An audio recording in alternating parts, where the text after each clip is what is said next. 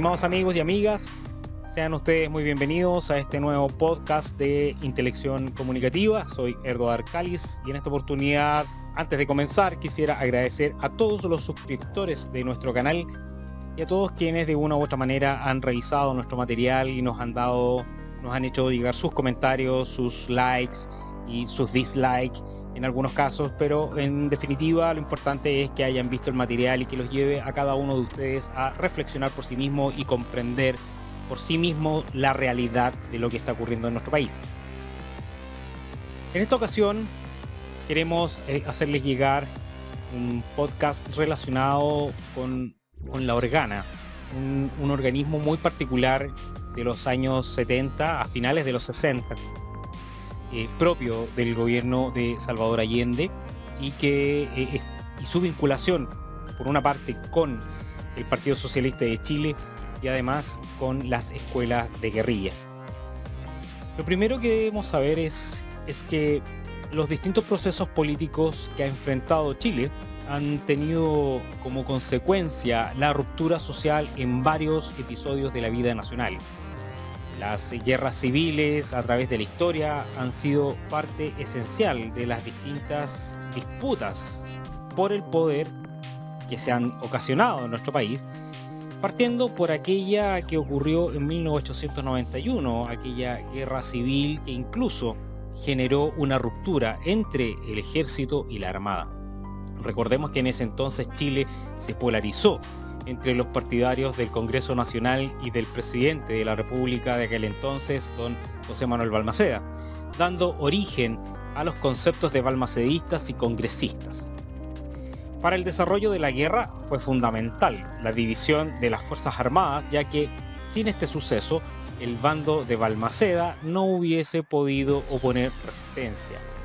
El ejército apoyó al presidente y la armada a la causa congresista. Este suceso para ustedes puede ser quizás muy llamativo, por cuanto en las últimas semanas hemos visto algunos artículos de la prensa que retratan alguna división en la actualidad entre el ejército y la armada a propósito de los trabajos que se realizan al interior de la Agencia Nacional de Inteligencia. Y por lo tanto nos lleva a retrotraernos a ese periodo de 1891 cuando se produjo esa ruptura que posteriormente llevó a una guerra civil. Sin embargo, gran parte de los procesos políticos en la actualidad se sustentan sin duda en procesos históricos que ya ha vivido nuestro país. De allí la importancia de poder analizarlos y comprenderlos en su correcta dimensión.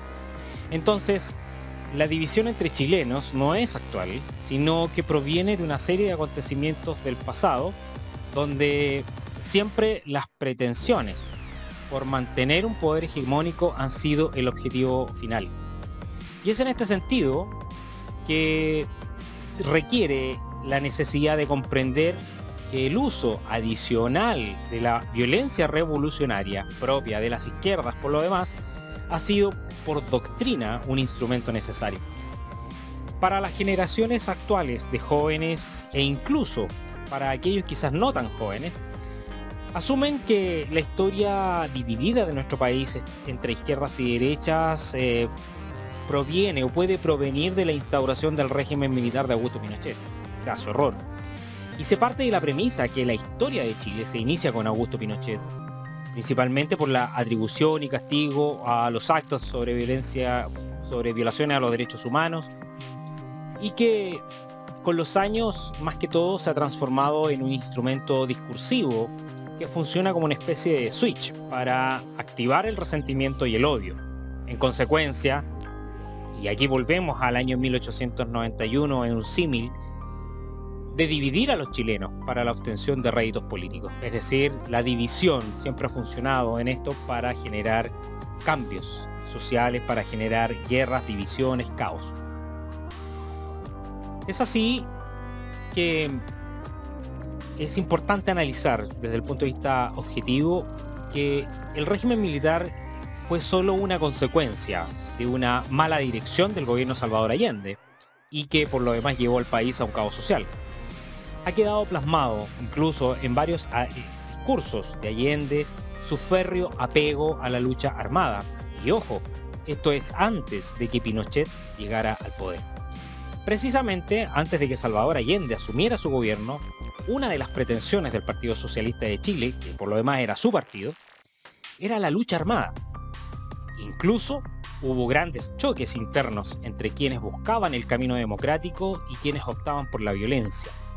Vuelvo a insistir, esto es antes de 1973. Prueba de ello es que un acontecimiento que podría retratarse como el punto negro de su historia y del cual hablaremos en este podcast, se refiere a la vinculación del Partido Socialista con la creación de las escuelas de guerrilla. Hoy se habla permanentemente de revolución, concepto que ha estado siempre presente por lo demás en la discursividad tanto del PS como del PC, donde el uso de la violencia es parte de su instrumento. Pero paradójicamente se condena el uso de la fuerza legítima, esa fuerza que utiliza la fuerza pública para contrarrestar la violencia insurreccional en aras de poder restablecer el orden.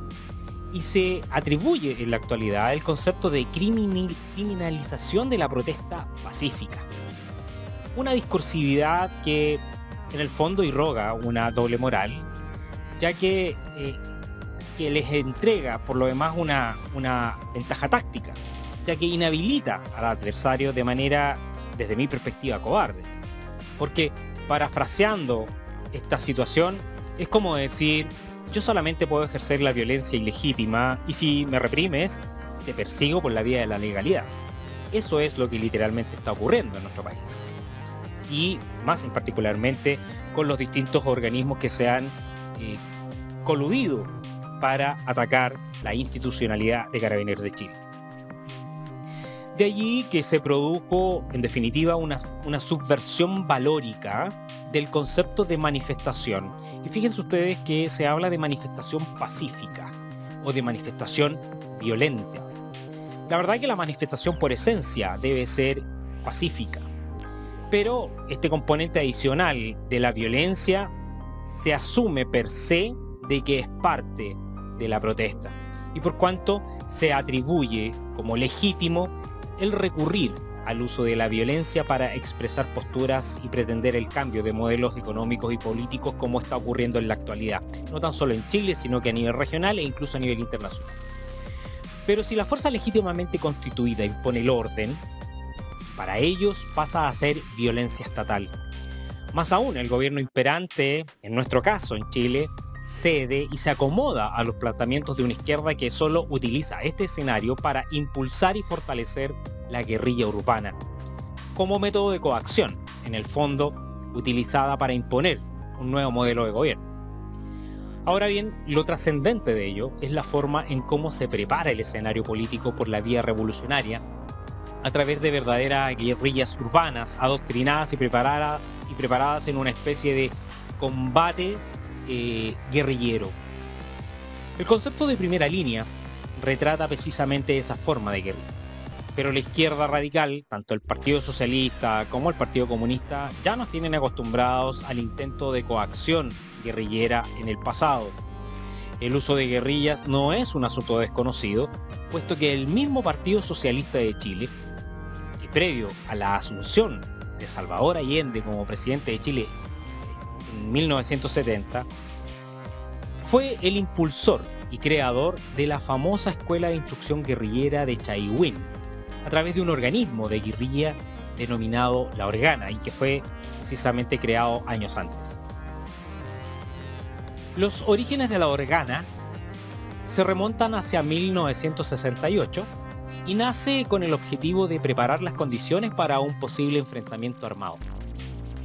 Es así que crean la Escuela de Instrucción Guerrillera en el sector de Chaihuen, localidad costera cercana a la provincia de Valdivia, la que comienza a ser levantada en 1969 y a funcionar en el mes de enero de 1970. Luego, en mayo de ese mismo año, en 1970, y a tan solo meses de haber sido electo como presidente de la República Salvador Allende, fue descubierta y desarticulada por un grupo de boinas negras del ejército. En este sentido, el descubrimiento de esta escuela provocó un gran revuelo social, por cuanto ante los ojos de la opinión pública era contradictorio que uno de los partidos que levantaba una candidatura presidencial fuera sorprendido desarrollando actividades de formación guerrillera. Y no era para menos. Sin embargo, lo cierto es que el Partido Socialista atravesaba por un complejo debate en aquel entonces respecto de las estrategias para conquistar el poder. En él se enfrentaban, por un lado, sectores del mismo partido que se adherían férreamente a la victoria electoral, y por otro, quienes proponían la necesidad de prepararse para la lucha armada. Este debate táctico estratégico tuvo sus raíces en dos procesos de cambio político-ideológicos que experimentó el Partido Socialista, y los cuales comenzaron a darse con mayor profundidad desde finales de la década del 50, alrededor de 1957.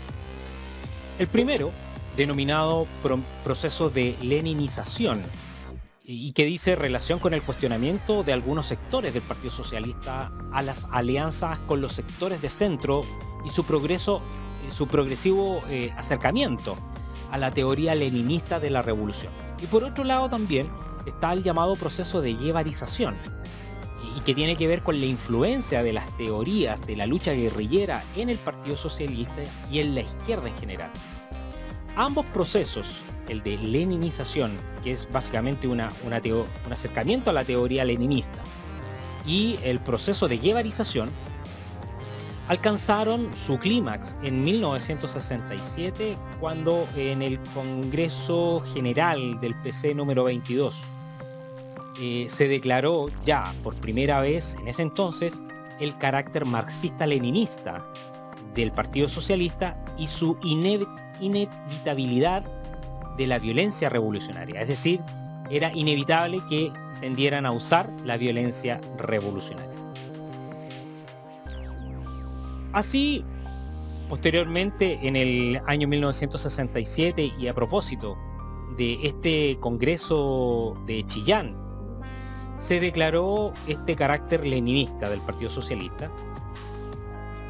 Pero el proceso de leninización del socialismo chileno comenzó un par de años antes, como mencioné hace un momento, donde precisamente el Partido Socialista cuestionaba inicialmente la política de tener alianzas con las burguesías nacionales. Y por tanto, se identifica luego un segundo momento, que es precisamente la leninización, que nace a partir de 1957, y posteriormente que este proceso de leninización era un acercamiento literalmente hacia el marxismo-leninismo y un alejamiento de las definiciones que el partido tuvo en los primeros años. Paralelamente, se establece desde entonces priorizar la construcción de una alternativa con fuerzas de izquierda antes que con otros sectores de la política nacional. Y de aquí uno puede desprender que de alguna forma eso explica en la historia que a partir de 1990 se formaran los conglomerados políticos de la Concertación y posteriormente la Nueva Mayoría. Porque ya a esa época, a finales de 1957, se decretaba y se formalizaba que se debía priorizar la construcción del socialismo a partir de alternativas con fuerzas de izquierda. Luego, en el mismo periodo en que se desarrolla la leninización del Partido Socialista, las ideas guevaristas sobre la lucha guerrillera comenzaron a influir en la izquierda chilena y especialmente en el socialismo chileno. Esto se expresó, por ejemplo, en la formación de una sección chilena del Ejército de Liberación Nacional del Che Guevara, integrada principalmente por militantes socialistas. Y dentro de los primeros que conformaron esta sección chilena del ELN, se encuentran algunos personajes como Elmo Catalán, un reconocido periodista de aquel entonces, Tati Allende, hija de Salvador Allende, Arnoldo Camus, Jaime Sotelo, Tirso Montiel, Walterio Fierro, Félix Huerta y Beatriz Allende, entre otras cosas. entre otros. Su primera misión, entre fines de 1967 y otoño de 1968, de estas personas que conformaron esta sección chilena del Ejército de Liberación Nacional, fue rescatar a los sobrevivientes de la guerra del Che en Bolivia, para lo cual formaron una red de apoyo clandestina, con la que además había un sistema de comunicación que se coordinaba directamente con La Habana. Un año después, a mediados de 1969, viajaría un grupo de helenos chilenos a integrar una nueva iniciativa guerrillera en Bolivia. Pero la historia de las escuelas de guerrillas asociadas al Partido Socialista tienen su inicio en el año 1969 y una de las primeras escuelas de guerrilla fue la fracasada Escuela de Guerrilla Guayacán, que funcionó en el sector de Santiago, en el Cajón del Maipo, y tuvo alrededor de 15 militantes que estuvieron en aquel entonces bajo el mando de Jaime Sotelo, militante de la Organa, y que por lo demás fuese después desaparecido en la detención de La Moneda, ¿cierto?, en el golpe de Estado. Sotelo en aquel entonces había vuelto recién de un curso militar en Cuba y se puso a disposición de la Organa para formar cuadros políticos militares en Chile. Pese al rápido descubrimiento y desarticulación de la escuela de Guayacán, en ella la Organa puso por primera vez en práctica las jornadas de instrucción guerrillera que emplearían más tarde en Chaihuín, en Valdivia. Renato Muró, uno de sus integrantes, y quien participó tanto en la escuela de Guayacán como en la de Chaihuín, recuerda que en Guayacán se hacía armamento popular, minas, hasta un pequeño lanzacohetes con latas. Las soldábamos, etc. También había un curso de seguridad, donde salían por las noches a los distintos montes para efectuar detonaciones y poder practicar. Así, el campamento de Guayacán cayó al poco tiempo de haber funcionado, de haber comenzado a funcionar, y lograron completar su formación alrededor de 15 militantes que participaron de esa experiencia. Posteriormente, la escuela fue descubierta el último día cuando realizaban una celebración y festejaban la finalización de las jornadas de entrenamiento. Literalmente fue descubierta el día en que ellos se graduaban. Por lo tanto, alcanzaron a graduarse, ¿cierto?, a tener el curso completo. Posteriormente, en un segundo intento, aparece la escuela guerrillera de Chaihuín. Aparece en septiembre de 1969 esta idea que nace propiamente tal de Néstor Figueroa y que recomienda a la Organa levantar esta escuela de instrucción guerrillera en Valdivia. En ese entonces, Néstor Figueroa, quien era un destacado dirigente ferrocarrilero en Valdivia y uno de los líderes del Partido Socialista en la región, fue quien de alguna manera resaltó y dio el inicio a esta nueva escuela de guerrilla.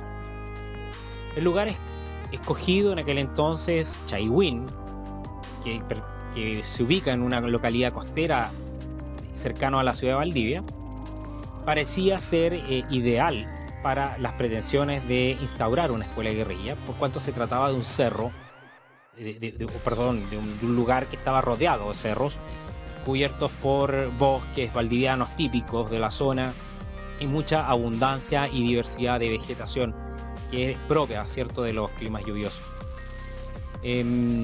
La localidad de Chaihuín, propiamente tal, incluso hasta la fecha, es un lugar con no más de 40 habitantes y por lo tanto era muy difícil llegar a la zona sin que nadie se percatara de ello. Por tanto, la estrategia para poder llegar a la zona e instalar nuevamente esta escuela de guerrilla fue a través de una visita en terreno con estudiantes de la Universidad de Chile.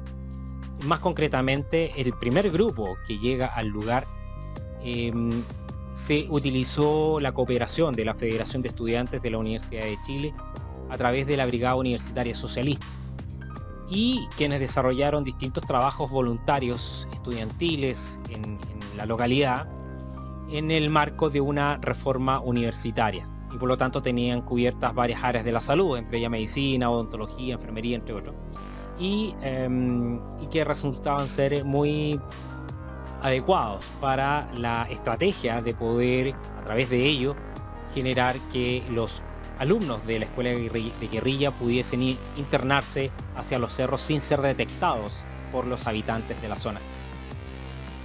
En sí fue una estrategia que permitió a este primer contingente, que era de al menos 25 militantes, entre hombres y mujeres, y llegar a este punto de Chaiwin para conformar esta escuela de guerrillas. Las jornadas constaban de distintas tareas en las que los militantes se perfeccionaban en diversas aristas del enfrentamiento militar. Se hacía práctica de tiro en un polígono improvisado con materiales disponibles en la zona y se realizaban entrenamientos además de supervivencia. El lugar era ideal para estas acciones si se considera que el terreno de los alrededores de Chaiwin se caracterizaba por tener pendientes cubiertas por la tupida flora de la selva valdiviana. Además, dentro de este contexto de entrenamiento recibían una gran formación física y que iba complementando con arduas jornadas de formación teórica en las que además se aprendía sobre el arte combativo, la teoría revolucionaria y la confección de armamento y explosivos simples. Para esto contaban con una importante cantidad de textos que pudieron haber transportado los estudiantes voluntarios que llegaron al lugar. Y luego, tras la desarticulación de la escuela, la prensa informó la existencia de una verdadera biblioteca guerrillera que contaba con una gran cantidad de manuales de instrucción. Posteriormente, después de que el primer grupo abandonó la escuela, subió al lugar un segundo contingente en un contexto totalmente distinto al de 2 meses anterior. En primer lugar, ya no habían trabajos voluntarios realizándose en la zona, lo que significó por un lado mayores dificultades para que los militantes llegaran al sector y por otro que no tuviesen abastecimiento constante de lo necesario para pasar los días. Lo anterior, más la difícil experiencia del primer contingente de la escuela, llevó a que por precaución el segundo grupo estuviera integrado solo por 6 militantes, y entre ellos se encontraba Renato Muró, quien lideró el grupo, Rigo Quesada, que era militante del Partido Socialista y dirigente de la Federación de Estudiantes Secundarios de Santiago, Sergio Torres, Luis López, Víctor Muñoz y Jaime Briones, estos últimos 4 identificados en la historia como obreros. Es posible saber, gracias al testimonio de Muró, que de estos 6 integrantes no todos eran socialistas, sino que además habían algunos militantes del movimiento revolucionario Manuel Rodríguez, MR2, y que se había formado, ¿cierto?, tras una división del MIR en 1969. El principal líder fue Rafael Ruiz Moscatelli. Y en esa ocasión la Organa invitó al MR2 a participar de los entrenamientos de la escuela de guerrilla en agradecimiento porque meses antes les habían entregado la mitad de un botín que habían conseguido en un asalto al supermercado Portofino en la comuna de Ñuñoa.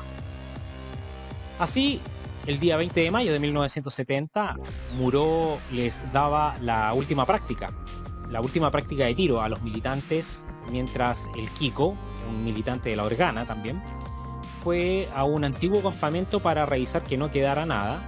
En eso Muró sintió que explotaba un estopín y que ellos habían diseñado como alarma en una de las entradas principales al lugar, por lo que se dirigió a observar pensando que había sido el Kiko el que había tropezado con el artefacto.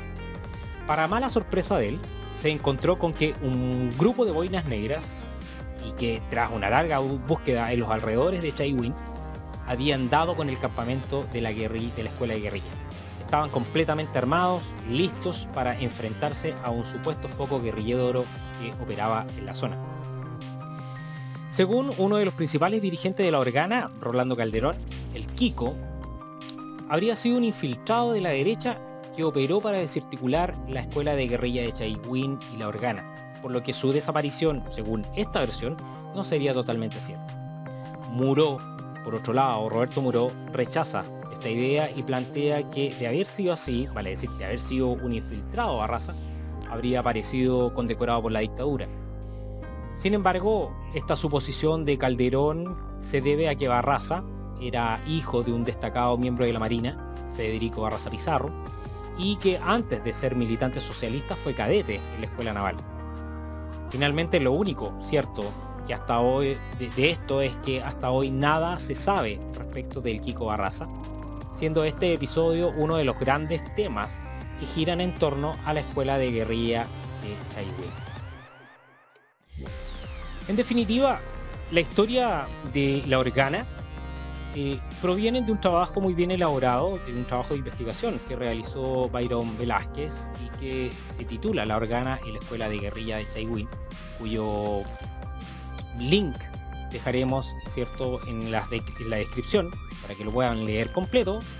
Salen mucho más detalles, sin duda un trabajo bastante bueno y contundente de investigación que nos permite retratar el cómo se generó, se estructuró, por una parte la Organa y segundo las escuelas de guerrillas que imperaron en esa oportunidad y que fueron antes, previo a que ocurriera el desenlace del 11 de septiembre de 1973. De alguna manera esto permite retratar la vinculación que ha tenido el Partido Socialista de Chile con la formación de las escuelas de guerrilla y más aún de su línea ideológica de optar por la vía armada. Su base fundacional, sobre todo de la Organa, se centra precisamente en una preparación constante y permanente de un aparato militar irregular para enfrentarse con fuerzas regulares. Y aquí, por fuentes reservadas, hemos sabido que miembros de la Organa han estado siempre presentes en el segundo piso en los distintos gobiernos que sucedieron al régimen militar. Eso explica de alguna manera, entre otras cosas, que exista una especie de desarticulación del sistema de inteligencia nacional y las consecuentes pugnas que se han generado al interior. En consecuencia, el sistema ha sido diseñado precisamente para que no funcione.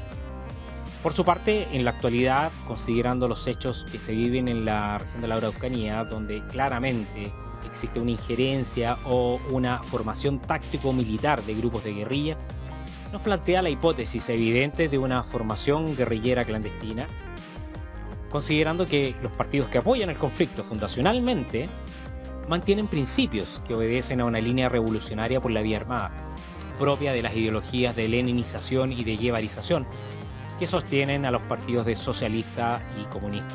A su vez, se suma a ello el hecho que en 2004, por ejemplo, el Partido Comunista mantuviera contacto con las fuerzas revolucionarias de Colombia para apoyar o solicitar el apoyo de entrenamiento táctico militar para los combatientes chilenos en el conflicto mapuche. De ello, nada pasó, recuerden ustedes, y el desarrollo guerrillero continuó su avance hasta llegar a lo que vemos hoy en la actualidad en la zona de la Araucanía, que ya hasta hace 2 semanas cobró la vida de un carabinero, donde han prevalecido atentados incendiarios y explosivos y la aparición reciente de armamento de guerra, lo que de alguna manera propicia técnicamente la escalada de una guerra civil a una de mediana intensidad.